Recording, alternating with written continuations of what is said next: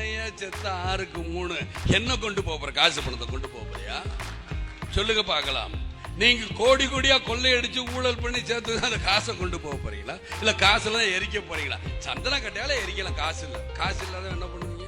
இல்ல புதப்பாங்க. பாரின்ல கூட என்ன பண்ண, நீளம் 6க்கு 3 அதே வருஷம் குத்த வச்சு இப்படி இப்படி சும்மா 2 அடி போகுது, இதுக்குள்ள சொருங்க 3 அடிக்குள்ள. அதுக்கு கூட இடம் இல்லையே, அப்புறம் எதற்கு உங்களுக்கு காசு பணம்? மக்களை வாழவி, மக்களை சிரிக்கவி, மக்களை சந்தோஷம். இதைத்தானே நீங்க சொல்றது ஒவ்வொரு மதத்திலையும். பகவத்கீதையில கூட கிருஷ்ணர் என்ன சொல்றாருங்கிறத நீங்க புரிஞ்சுக்கணும். எல்லாத்தையுமே எல்லா மதமும் ஒன்றைத்தான் சொல்லுது. அதனாலதான் நான் ஜாதி மதத்தை பார்க்க மாட்டேன். ஜாதியும் கிடையாது, எந்த மதமும் கிடையாது. சும்மா இப்ப கழுத்துக்கிறேன். ஷூட்டிங் வர்றதுக்கு முன்னாடியே என் கழுத்துல ஒரு செயின் இருக்கு, எங்க அப்பா கொடுத்தாரு.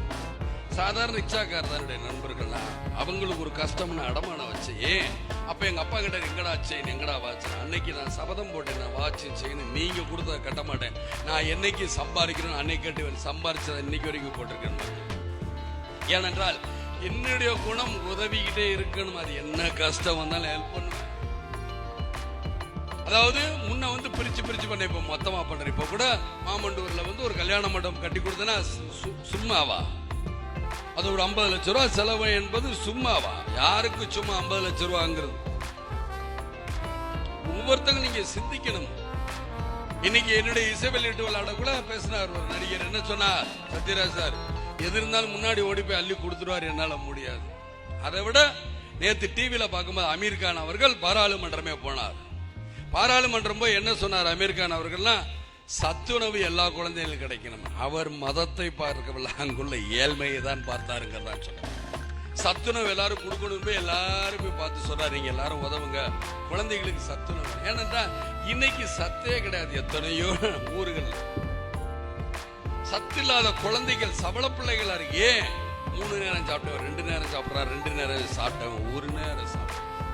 அந்த அளவுக்கு இந்த நாடு இருக்குங்கிற நீங்க புரிஞ்சுக்கணும். இப்பவும் சொல்றேன், நான் கேட்டதில்ல, இந்த நாட்டில் ஏழைகள் இருக்க கூடாது.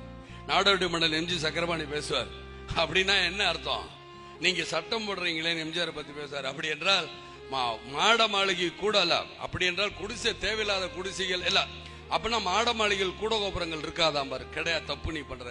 குடிசைகள் தான் இருக்காது, மாட மாளிகை கூட கோபுரம். ஏன்? அதைத்தான் சொன்னேன், வறுமையை ஒழிப்பேன், வருமானத்தை பெருக்குவேன். அதற்கு திட்டத்தை திட்டுறீங்களா? அப்ப சொல்லிடுவேன். சொன்ன அரையும் குறையமா செஞ்சுட்டு அப்படியே விட்டுறோம். நான் செஞ்சுட்டேன்.